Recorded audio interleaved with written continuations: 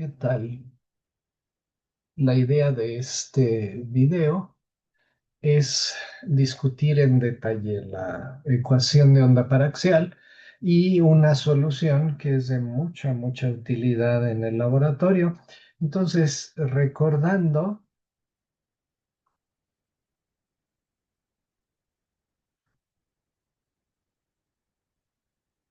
lo que es una onda esférica paraxial, entonces supónganse que tienen una onda esférica y se alejan mucho de tal manera que esto se vuelve casi una onda plana, eh, y ponemos nuestro eje Z en la dirección de propagación. Entonces, ¿qué es lo que tenemos que ver? Esto es cómo respondemos a esta pregunta de cómo se ve una onda esférica lejos del centro y en puntos no muy lejanos del eje Z. Entonces tenemos las coordenadas X y Y en este plano perpendicular, y esta es la coordenada Z. Y entonces, pues en la onda esférica, que está escrita por esta función exponencial de e a la i k r menos omega t entre r, lo que hacemos es tomamos la expansión, escribimos r en términos de x, y y z, y suponemos que z es mucho más grande que x y y, de tal manera que entonces podemos sacarlo de la raíz como z y nos queda 1 más x cuadrada más y cuadrada sobre z cuadrada y hacemos la expansión de la raíz considerando que el término que queda es pequeño. Y entonces la raíz de 1 más algo chiquito es 1 más un medio de eso chiquito. Y esto lo sustituimos, fíjense, tenemos dos r's en esta expresión. En el denominador no es tan importante porque podemos poner z o r y no va a cambiar mucho el denominador. Pero en la exponencial, como aquí tenemos una k, 2 pi entre lambda, estamos comparando entonces esta r con la lambda y ahí sí puede cambiar mucho la fase de este exponencial y ahí es donde vamos a hacer el cambio.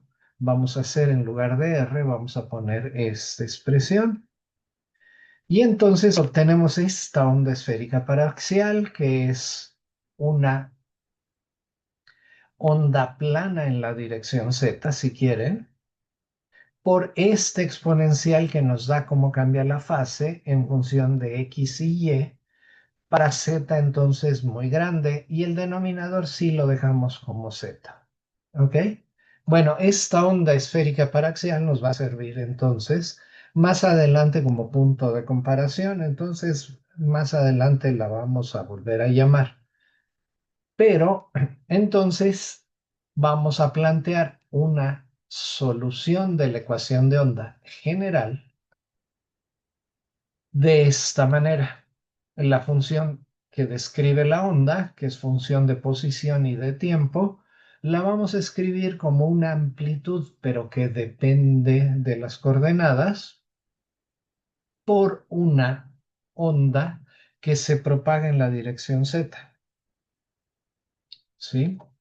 Y entonces lo que vamos a hacer es sustituir esta función en la ecuación de onda, en la ecuación de onda normalita, y para eso necesitamos calcular el laplaciano de esta expresión.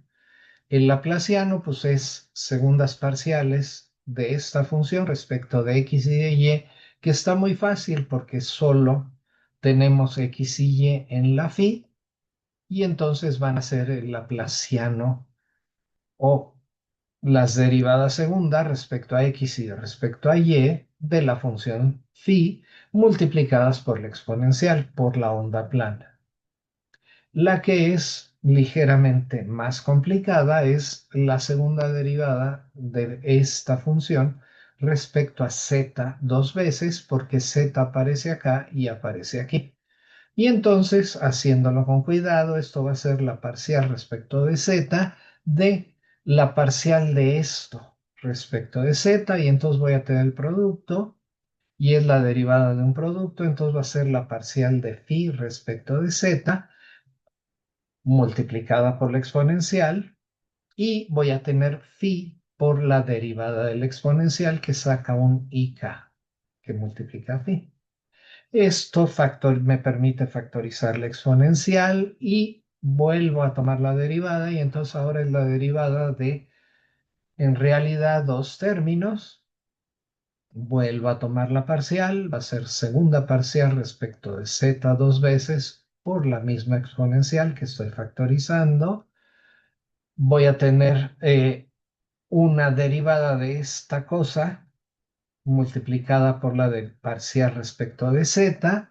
Voy a tener que tomar la derivada de esto respecto de z y eso me va a dar un factor de 2 IK por la parcial respecto de z. Y por último voy a tener que tomar la segunda derivada de esto respecto de z dos veces que va a bajar una IK dos veces que se multiplican y me da un menos k cuadrada. Conste, factorice entonces la exponencial e a la i, kz menos omega t, la onda plana que se propaga en la dirección z. Sustituyo este laplaciano en la ecuación de onda, entonces tomo estos dos términos, aquí están, tomo estos tres términos, aquí están, la onda plana sigue, aparece como factor de todos estos, y esto tiene que ser igual a 1 sobre b cuadrada por la segunda parcial respecto del tiempo. Eso está bien fácil. Si tomo la segunda parcial respecto del tiempo, me va a quedar un menos omega cuadrada. Y si la velocidad de propagación es igual a omega entre k, que es lo que voy a suponer, este término cancela a este término completito del lado derecho de la igualdad y me queda entonces una ecuación solo para phi que tiene estos cuatro términos. Y esto puedo dividir entre el exponencial, entre la onda plana, me debe de dar igual a cero. Voy a hacer otra suposición más y es que la función phi cambia mucho más lentamente con z que con x y y, de tal manera que podemos despreciar su segunda derivada. Y entonces me deshago de este término y resulta una ecuación de onda paraxial para la función phi, para la amplitud phi de la onda. Una ecuación entonces que se ve bastante simple. Tengo segundas parciales de la función respecto de x y de y. Y tengo una primera derivada de phi respecto de z multiplicada por el 2ik. Les recuerdo, aquí k es 2 pi entre lambda, la longitud de onda de la luz que estoy considerando. Bueno, y ya que tengo esto, déjenme proponer, siguiendo a Gunther, una propuesta de solución. Vamos a suponer entonces que mi función phi tiene esta forma, es la exponencial de una función de i por una función que solo va a depender de z multiplicada por esta combinación cuadrática de x y y, x cuadrada más y cuadrada, más otra función p que solo depende de z. Entonces, conste esto solo va a depender de z y estoy suponiendo que la dependencia en x y y va a ser solo este exponencial con la función x cuadrada más y cuadrada en el exponente. Bueno, entonces, para ver que esto es posible, pues lo que necesito es sustituir en la ecuación paraxial que acabamos de derivar. Necesitamos las segundas parciales respecto de x y de y. Aquí, perdón, aquí es respecto de y. Y bueno, pues lo que hay que hacer es la derivada de una exponencial respecto de x. Entonces va a ser la misma exponencial por la derivada del exponente respecto de x. Entonces cada vez que derivo va a ser lo que aparece multiplicando a la x cuadrada y voy a sacar un 2ix a la hora que tomo la derivada del exponente respecto de x. Y a la hora que tomo la segunda derivada, pues tengo que derivar esta función. Lo hago con cuidado y me queda. Porfa, hagan el ejercicio. Esta expresión, si tomo la segunda derivada respecto de y cuadrada, conste esto tiene que ser y, me da algo similar en donde en lugar de x antes, lo que tenía antes con x, ahora tengo con y. Y por último, tengo que multiplicar 2ik por la parcial de esta expresión respecto de z. Y aquí está bien fácil porque la única dependencia en z del exponente está en la función q y en la función p, pues entonces tengo que tomar las derivadas respecto de z de la función q y de la función p. Bueno, sustituyo estas expresiones en la ecuación paraxial, quiere decir la suma de este término más este término más este término debe de ser igual a cero. Entonces hago la suma y agrupo. Fíjense que va a haber un término que tiene x cuadrada más y cuadrada, tanto de la suma de estos dos como de este de aquí.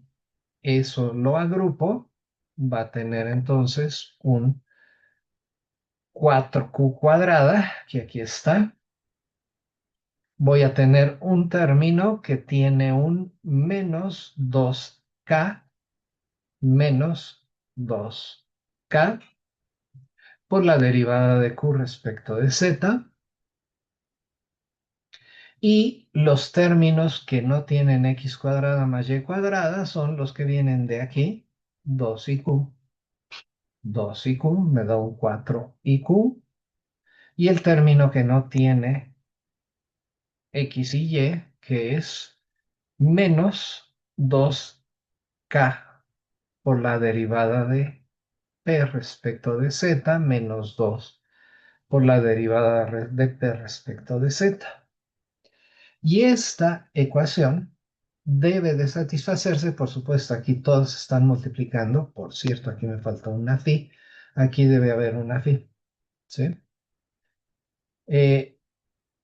Todo esto está multiplicando por phi, la phi no es idénticamente cero, entonces puedo dividir entre phi, y esta ecuación se debe de satisfacer para todo valor de x y y, al menos cercanos al eje z.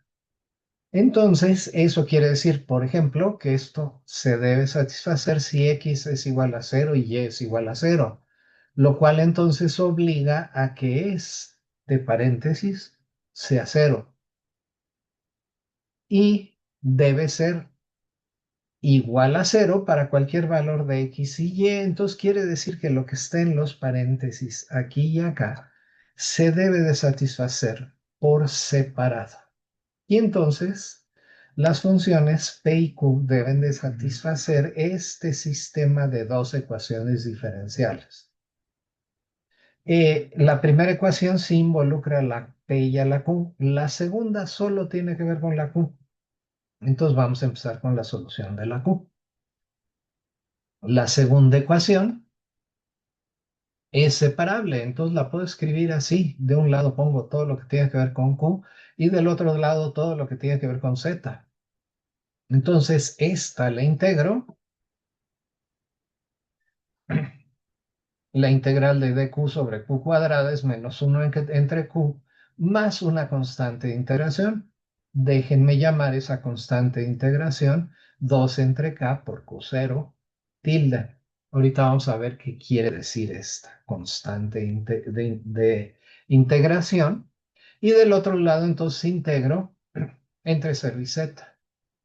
Y entonces me queda menos 2 entre k por z. De aquí despejo la q, entonces está bien fácil.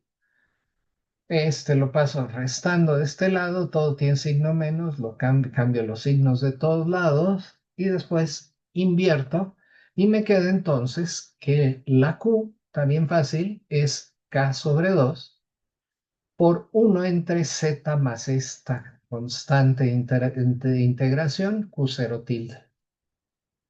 Bueno, hasta ahí vamos bien. Y ya que tengo la Q, sustituyo en la primera ecuación, ¿sí? Que me dice que la derivada de P respecto de Z es Q, ¿sí? Es 2 entre K por I y por Q.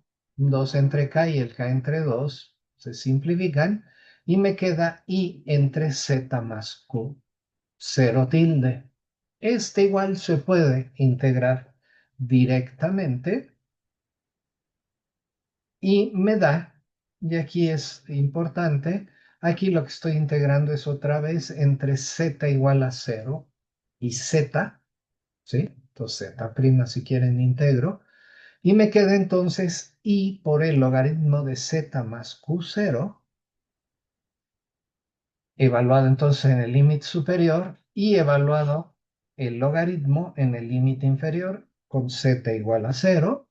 Y esto entonces lo puedo escribir como I por el logaritmo de 1 más Z entre este Q0 tilde. Por cierto que esta ecuación, esta de Q, se acostumbra a llamar una ecuación de Riccati. Si a alguien le interesa nada más cómo se identifica esta en, en la teoría de ecuaciones diferenciales. Bueno, entonces ya tengo la P y la Q. Las tengo que sustituir. Las sustituyo en el exponente. Le recuerdo, entonces, tengo un I por Q por X cuadrada más Y cuadrada más I por P. Entonces pongo I por Q, ¿sí? Y en vez de X cuadrada más Y cuadrada, déjenme llamarle a esto ρ cuadrada. Menos la P, más I por P, y la P tiene un I logaritmo de. Entonces, me queda un menos logaritmo de 1 más Z entre Q0. Entonces, eso es el exponente. Y ahora, pues lo que voy a hacer es hacer algunas consideraciones, ¿sí? Para empezar, déjenme decirles que me conviene discutir esta constante de integración y la vamos a considerar puramente imaginaria y negativa, de tal manera entonces que esta Q0 tilde la voy a llamar como menos I por Q0, donde Q0 ahora sí es una cantidad real y positiva. ¿Ok? Tomando eso en cuenta, les recuerdo, necesito calcular el logaritmo de un número complejo. De hecho, la parte real es 1 y la parte imaginaria de este número es I z entre esta Q0 ya sin tilde. Y eso entonces, el logaritmo de este número complejo va a ser entonces igual a dos partes, la suma del logaritmo del módulo del número más I por la tangente, el ángulo cuya tangente es la parte imaginaria entre la parte real. Aplico esto, el exponente, entonces me queda este exponente, en vez de Q0 pongo Q0 tilde, pongo menos I Q0, aquí está. Y en vez de este logaritmo pongo el logaritmo de la raíz cuadrada de el módulo de esta cantidad más I por el ángulo cuya tangente es Z entre Q0. Entonces ya usé estas dos cosas. Y por último, lo que voy a hacer en este primer término es que voy a multiplicar arriba y abajo por el complejo conjugado de este de acá abajo. Y entonces me queda que abajo me queda la suma de Z cuadrada más Q0 al cuadrado, y arriba me queda Z más I por Q0, el complejo conjugado de lo que tengo acá abajo. Todo lo demás lo tengo igual. Ya que tengo esto, necesito la exponencial de todo esto que está acá arriba. La exponencial de este logaritmo está bien fácil, porque entonces va a ser, este término va a aparecer en el denominador. La exponencial de esto la tengo que dejar, es una fase, y la exponencial de esto va a tener dos partes. Va a tener una parte real, que es usar esta i q0 con esta i, me va a dar un menos k q0 rho cuadrada, y la parte imaginaria va a aparecer con esta cosa de aquí. Y entonces sustituyo y me queda una amplitud que tiene estos términos, ¿sí? Esto viene de tomar la exponencial del logaritmo del módulo de 1 más z entre q0, saco el q0 el común denominador, lo pongo acá arriba, y aquí me queda z cuadrada más q0 al cuadrado. ¿Ok? Me queda la exponencial de menos kq0 entre 2 por rho cuadrada entre z cuadrada más q0 al cuadrado. Y esto es la parte real de la amplitud. La parte imaginaria es la que me da una fase que está dada por i, que factorizo por kz entre 2 rho cuadrada entre z cuadrada más q0 al cuadrado, más el ángulo cuya tangente es z entre q0. Entonces esto es, a final de cuentas, una fase, es senos y cosenos de esta cantidad. Y a esta amplitud para una onda paraxial es a la que se conoce como un haz gaussiano en el modo más simple, el modo básico de un haz gaussiano. Bueno, nos fijamos en cómo se porta esta función cuando z vale 0. Está bien fácil. Hago z igual a 0. Este de aquí cancela este de acá y me queda un 1 aquí. Esto, por supuesto, lo puedo multiplicar por una amplitud constante. Cuando hago z igual a 0, me queda rho cuadrada entre q0, ¿sí? Esto se hace 0 y aquí me queda un q0 al cuadrado que entonces cancela uno de estos y me queda una q0 acá abajo. Aquí hago z igual a 0, z igual a 0 y todo este término desaparece. O sea, se vuelve un 1, ¿no? Es e a la i por 0. ¿Ok? Y entonces me queda una expresión bien simple para esta onda. Es la amplitud conste, bien importante, la amplitud es una gaussiana. Es una gaussiana. Esta Q0 está relacionada con el ancho, la anchura de esta gaussiana en, conste, la variable rho cuadrada, que es x cuadrada más y cuadrada. Todavía aquí hacemos una sustitución bastante simple, que es llamar W0 al cuadrado, al producto, a lo que está aquí. En el denominador, 2Q0 entre K. Acuérdense que K es 2pi entre lambda, entonces esto es igual a Q0 por lambda entre pi. Y además conste esto, hay que multiplicarlo por una onda plana en dirección z y obtenemos entonces la solución cuando z vale 0 de la ecuación paraxial de esta manera.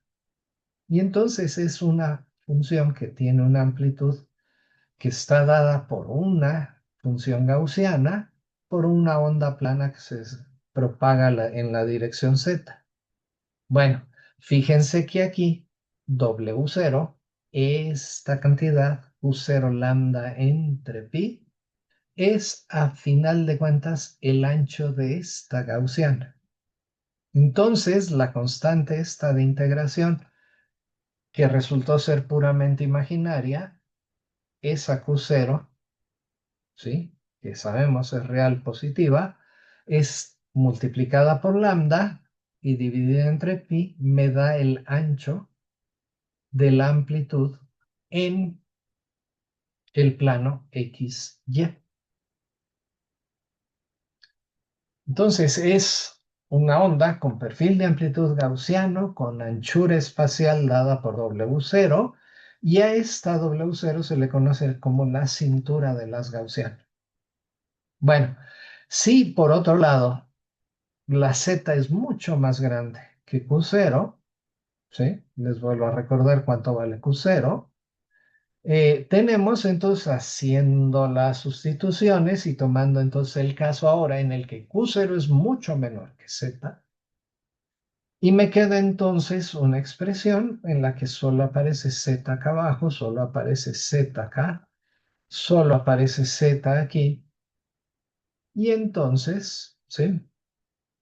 Me queda una amplitud gaussiana, pero ahora con anchuras que dependen de Z. La W, el ancho, ya no es el que teníamos cuando Z valía cero, sino ahora es básicamente crece como la Z al cuadrado. Y esta es la que podemos comparar, si quieren, con la onda paraxial eh, esférica y vemos que tiene una amplitud que no es constante, pero tiene una fase que sí va como x cuadrada más y cuadrada entre 2z. Eso me dice que entonces esta z la puedo interpretar como el radio de curvatura de mi frente de ondas. ¿Sí? Y aquí llamamos la anchura a lo que está multiplicando, ¿sí? O lo que está en el denominador, ¿sí? Dividiendo esta ρ cuadrada.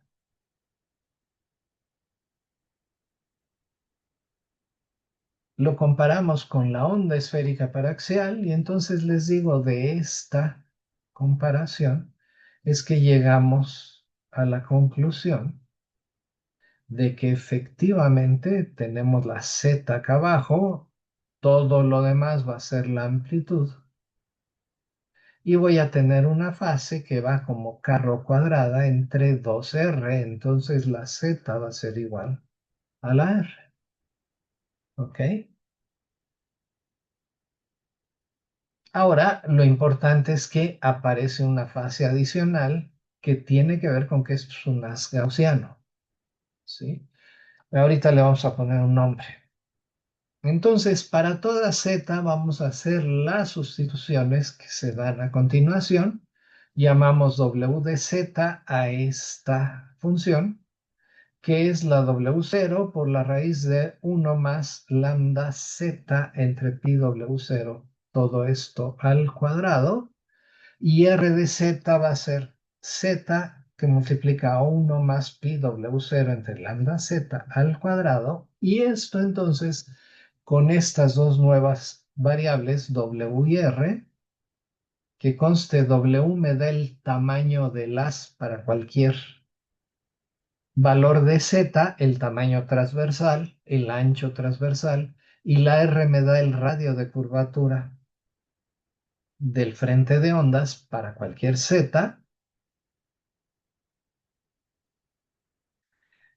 Y escribimos entonces, ahora sí, mi función, mi onda gaussiana, mi haz gaussiano, de esta manera, donde ahora tengo una amplitud gaussiana, una amplitud real gaussiana, un ancho, ¿sí? O un tamaño de haz, y una fase que va como x cuadrada más y cuadrada multiplicado por k y dividido entre dos veces el radio de curvatura más una fase, que esa fase aparece solo porque resolvimos la ecuación paraxial y a esta fase para unas gaussianos se le llama la fase de Gauss, o como se pronuncia esto. Y aquí les pongo una gráfica que conviene explicar. Esto, por un lado, es si nos fijamos en un valor de Z, el ancho de la amplitud en X o Y, o en ρ si quieren, va a estar dado, la amplitud va a estar dada por una función gaussiana que aquí está. Entonces, estos son cortes de amplitud.